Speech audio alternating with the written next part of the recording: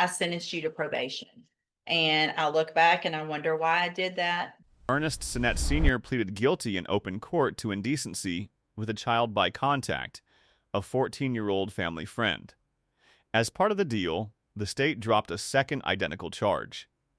In return, Judge West gave him deferred adjudication, meaning no conviction on his record if he completed probation. All he had to do was follow the rules. All right, sir, you're Ernest Sinette Senior. Yeah.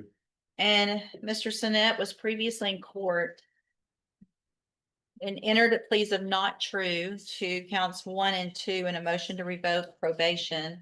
And so, Ms. French, does the state have witness with regard to those counts? Yes, Your Honor, we do. The state would call Sarah Simon. Good morning, Ms. Simon. Please raise your right hand. Do you swear or affirm the testimony you're going to give in this hearing will be the truth, the whole truth, and nothing but the truth? Thank you. You may proceed. Thank you, Your Honor. Ms. Simon, are you employed with the Jefferson County Adult Probation Office? Okay, And in what capacity is that? I'm a probation officer and I supervise the sex offender case. All right, and as someone supervising the sex offender caseload is Ernest Joseph Sinette Senior, one of your probationers. He is. And how long has he been supervised by you? Since February of 25. February of 25. During that time, the past year or so, has he been required to participate in sex offender group counseling? He has. And has he done that? He has, but he's been discharged twice unsuccessfully. And can you tell the court why he was discharged twice unsuccessfully?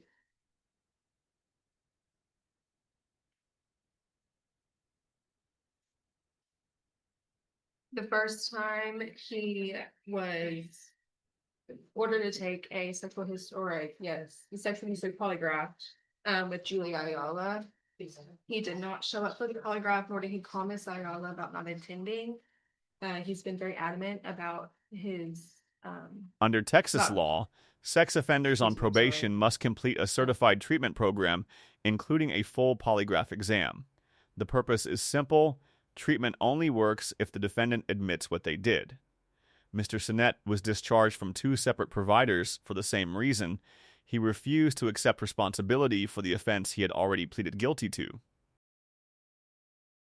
excuse me, I'm sorry, about not being guilty for his offense. He doesn't accept responsibility for his behavior.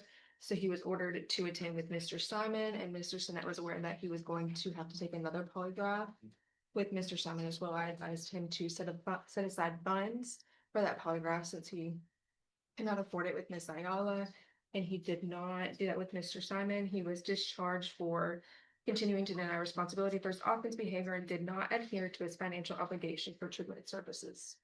So what you've testified to with regard to any failure on Mr. Sinette's part are both condition 28 as alleged and condition 29 as alleged in the MTRP? Yes, sir. And just to be clear, is Mr. Sinette here in the court today? Yes. And can you identify him by an article of clothing he's wearing for the court? He's wearing a black sweater.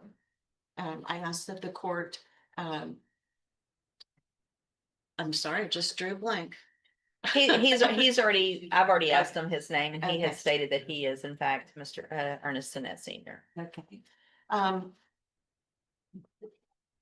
This is a 10-year probation term, is that correct, deferred? Yes, sir. And did you prepare the PSI? I did. And ask the court to take judicial notice of the PSI? I will do that. In PSI, you talk about Mr. Sinette denying this offense and refusing to accept responsibility, correct? Yes, ma'am. But yet he's on probation because he pled guilty Correct. to this offense. Yes. And are you aware that he also had one case dismissed as part of his plea negotiations? Yes.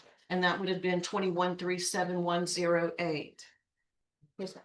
So initially, he was charged with indecency with a child by contact for, in two cases, same victim, not just I'm one. an objection. That's relevant. In case it's been dismissed, it shouldn't have any part of this.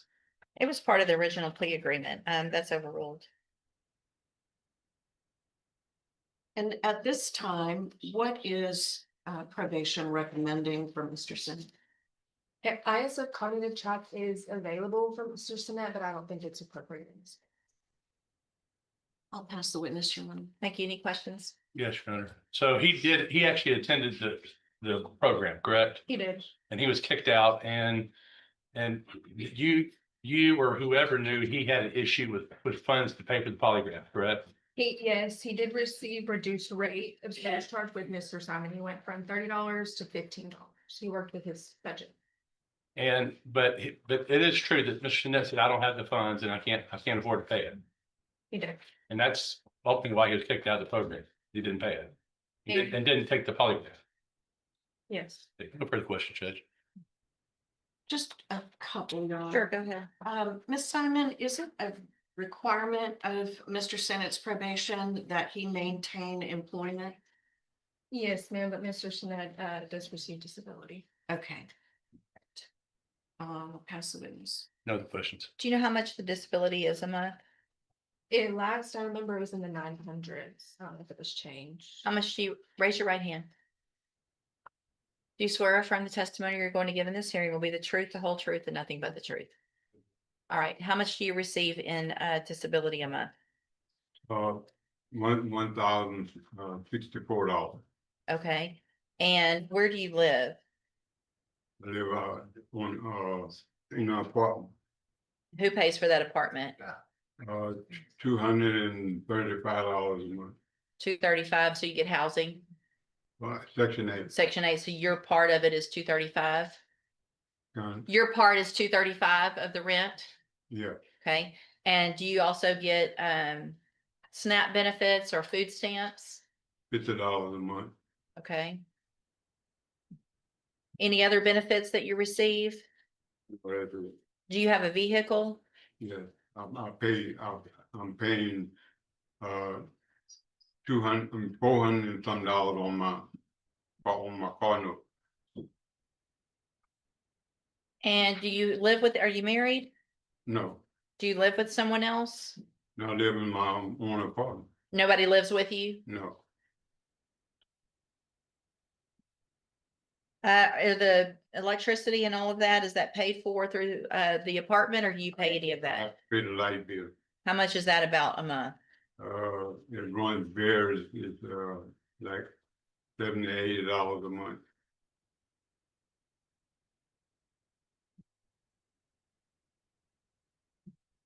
You have any other bills?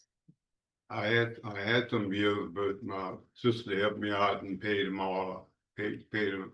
I had two, a loan, But you're not paying those anymore? no. So I'm gonna have to be getting extra money coming in now. So that's okay. So the polygraph is $15. No, ma'am, that was the weekly The session. weekly sessions are $15. And how much is the polygraph? Runs around $250. And Mr. Sinette has been on probation since February of last year, so a year and a month or so, Yes, ma'am. and given time to save up for that, all that time with the two different providers. He hasn't been attending since he was last discharged. That's when I filed this NTRP. But whenever he discharged from Miss Ayala, I told him to set the funds aside and communicate that with Mr. Simon, so he could pay for the one. Okay.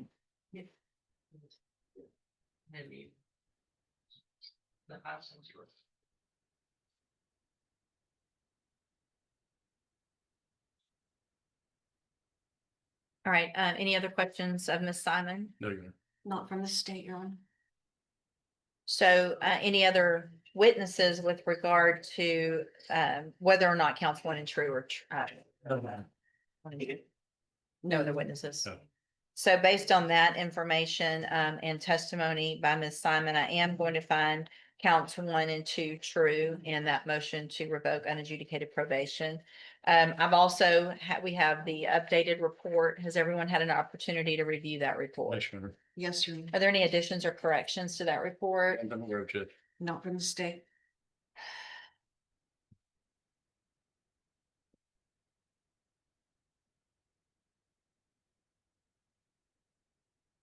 Mr. Parker, you may proceed. Your Honor, I think my questions are playing our position. He attended it.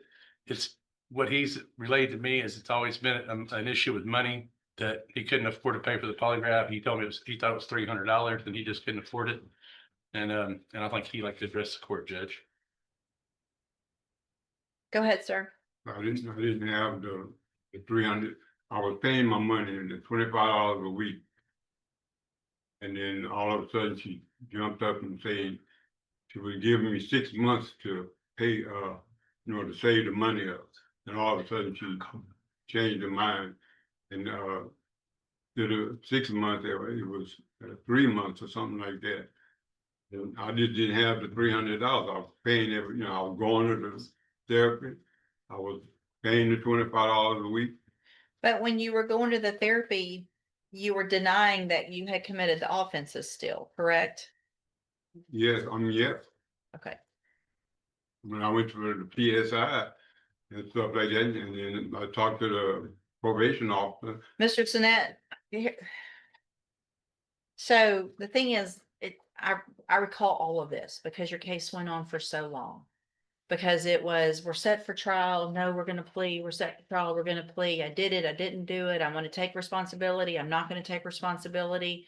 So it's not usually a good thing when I recall all of those things, because I'm pretty sure we had a jury ready to go. And on the day of trial, last minute, or maybe even after we selected, I can't remember, it was truly at the last minute, you came in front of me, swore under oath, and pled guilty that you did these things. Nobody forced you to do that. I know I went over it at length because of the history of all of this. Can I say something? My witness was not called, was not being called into trial and stuff. I was coerced into doing what I done. So the problem with that story is that I was here and I was a part of it. And you had every right to, there's no one asked for, I know your attorney did everything he could. And I know we talked about that witness. I remember some about that. But the other side of that, though, is I told you that day, don't play guilty if you didn't do it. Because you're swearing under oath, which means you lied under oath, is what you're telling me. But I don't believe that. I believe that there is something that happened. You did. He just told Judge West he was coerced into pleading guilty, which means he lied under oath. The problem? Judge West was there. She personally administered that oath. She remembers the case going back and forth between trial and plea multiple times. That claim is not just legally weak, it made things significantly worse for him. And you did plead guilty. There's information in here. And so the biggest problem that I have is that you're on probation for a very serious offense that you're saying you didn't do, which means the treatment can't really help you even if you were to do it, because you're not taking responsibility for what you did. I also believe that over that amount of time with probation working with you, getting you with a provider that charged substantially less, that you had the ability to, over at least the time frame that you were on probation before that motion was filed, to come up with the money for the polygraph, which is required. I've done some math. I know you don't have a lot of money, but you also don't have a substantial number of bills. And had you saved just a little bit each month, you would have been able to pay for that polygraph as required. Anything else, Mr. Parker? Nothing else, Your Honor. They gave me. Hang on. They gave me 6 months to save my money and stuff like that. Right. And then all of a sudden she changed it. The 3 months. But then you were with another and you got with Mr. Simon and you still Okay, did. I went with him. He told me, say, Mr. Sinette, you don't have to pay the $15. Go ahead and save the money for your lie detector test. Then all of a sudden he changed his mind and told me that he wanted me to pay the money for the $15. So, but see, Mr. Sinette, what you're saying is, again, you're putting responsibility on other people. I find it hard to believe that they both just lied to you. That both of these doctors just lied and said, I'm gonna give you this, and then all of a sudden they said, nope, never mind, I'm gonna kick you out. That they don't work like that. I think what it was, Judge, is that once he didn't accept responsibility, they say now you're required to take the polygraph. That's why it bumped the time up. That's his story, Well, consistent with that. And that goes back to Right. not I taking understand, yes. responsibility. So, which gets us where we are anyway. So, Ms. Argument, with regard to any other argument? Right, I want to keep him on probation. I think the cognitive track would be a great thing for him.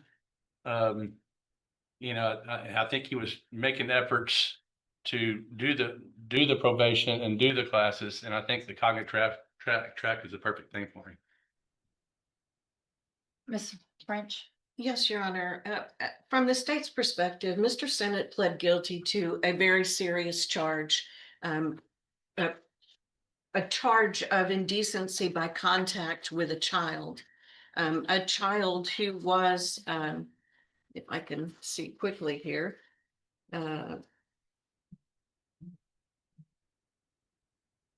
looking for well, I've lost it. A 14-year-old child, family. regardless. 14-year-old family friend. Yeah, below the age of 17, 14-year-old family friend. The state, as part of that agreement, dropped another charge. And yet here we are a little over a year later. And now Mr. Sinette is saying, I'm not guilty. I didn't do this.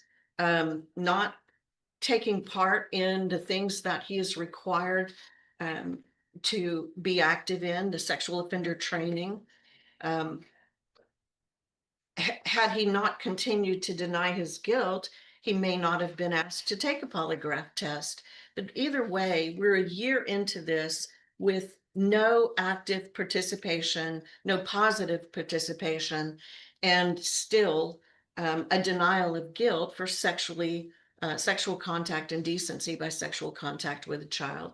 So the state would defer to the court regarding a sentence, but would ask the court to make it one that would continue to protect the children in our community. Thank you, Ms. French. And so, anything else? There you go.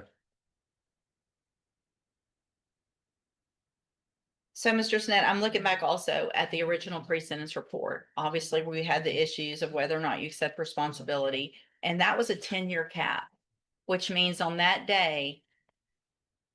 The prosecution made one thing clear: a year into probation, there had been zero positive participation, no treatment, no polygraph, and still a flat denial of guilt. The state deferred to the court on sentencing, but asked for one thing: a sentence that protects the children in this community. Against the argument of the state's attorney and against the wishes of the family of the victim in this case, I sentenced you to probation. And I look back and I wonder why I did that, but I was hoping that you would get the help you needed so that I could feel like our community was safe. You refused to do that, or you refused to accept responsibility. So that means you refuse to do all of the other things and take the polygraph and follow through with your sex offender treatment. So at this time, in cause number 21-37107, I'm going to find again counts 1 and 2 true. Find sufficient evidence at this time to find you guilty. And at this time, find you guilty of indecency with a child. I'm going to sentence you to a term of 15 years in the institutional division of the Texas Department of Corrections. You will receive credit on that sentence for any time that you've been in custody that the law gives you the right to receive. I'm handing you the trial court certification that shows this was not an agreement. You do have some rights to appeal. I have also handed you a written admonishment regarding your ineligibility to possess a firearm or ammunition. Because of the judgment entered against you, you're ineligible under Texas law to possess a firearm or ammunition. Possession of a firearm or ammunition will lead to charges against you. Firearm is a legal term. Read that written admonishment I provide you. If you have any questions about the laws that make you ineligible to possess a firearm or ammunition, or about how long that lasts, you can talk with Mr. Parker. You can go back with the bailiff. Thank you, Your Honor. Judge West sentenced him to 15 years in prison over the objection of the victim's family, she had once given him probation instead. She said it plainly. She hoped treatment would keep the community safe. He refused every step of it. A defendant who will not accept responsibility cannot be treated. And a defendant who cannot be treated cannot be released. That is what 15 years means here.